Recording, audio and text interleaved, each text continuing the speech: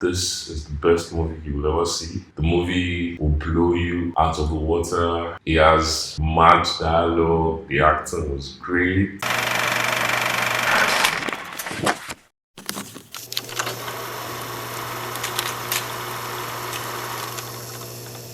Hey everybody, welcome back to my channel. My name remains Andrew Apovi. Today we'll be talking about the movie Glamour Girls. I said the real Raven. Glamour Girls.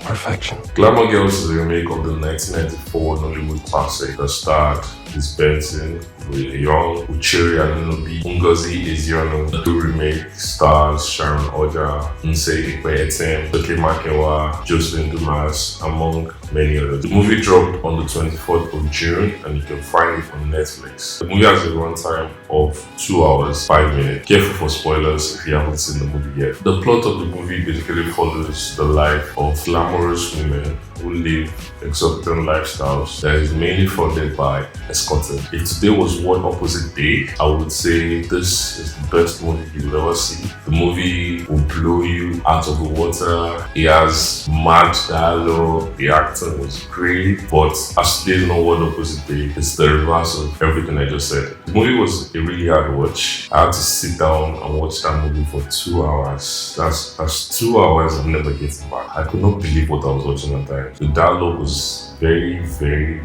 weak. The actors were speaking like they were just learning how to read. They were speaking like someone was standing in their front and holding a giant reading card and said, "Oh, here's your next line. Read this, read this." The pauses that they took at times, I don't know if that was the creative direction of the movie, but they didn't make the movie look great. They were not their usual self. They were trying to portray a character and they were not executing it properly. I'm not trying to attack anyone here, but I don't think Toke Makinwa is a great actor. I think if she wants to be appearing in movies in the future, I think she needs to sign up for acting classes. And if she has already done that, she should go back and collect her money because Prestigina is doing a very poor job. And I don't know what was going on with Sharon Oja's character, trying to speak phonetic English, quote unquote. The acting seems kind of fake, kind of unreal. I don't think people talk like that. Maybe they do, but I don't think I've seen anyone talk in that way or manner. One of the interesting scenes in the movie was the love dynamics between the character Lynx plays and Jocelyn Dumas. If this was a love story or a love movie, you say that scene was done properly.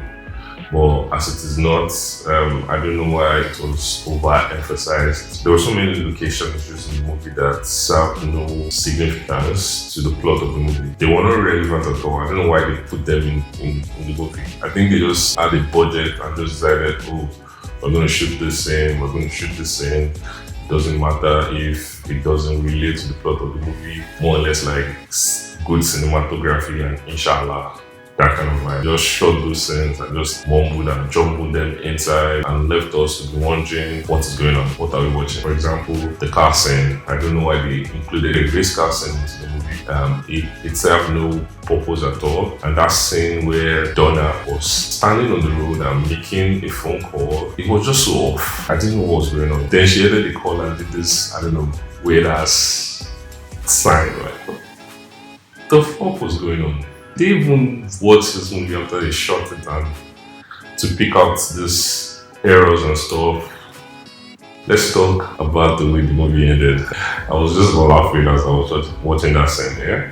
So basically, they brought the actor, who speaks French, and the guy was doing one funny thing, trying to act and just look as if he was even tapping his hands on the keys. He didn't at least try to make it seem he was doing something, running an algorithm or something. If you've seen many action movies where they're actors, they always have this sophisticated setup full of monitors, running different numbers, trying to hack into the system, and they'd be like, that kind of vibe. The actor playing the actor did not even show that grandeur, that effigy that from an international actor, that kind of vibe.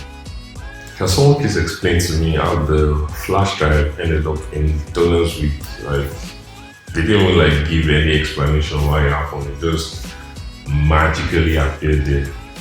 And she didn't reveal it to the general public. I'm like, whoa. I stole the money. Oh my God! Wow! There were so many plot holes in this movie. It's like they just wrote the story and they didn't even look back on the story to look for these plot holes that will come up in people's mind when they're watching the movie.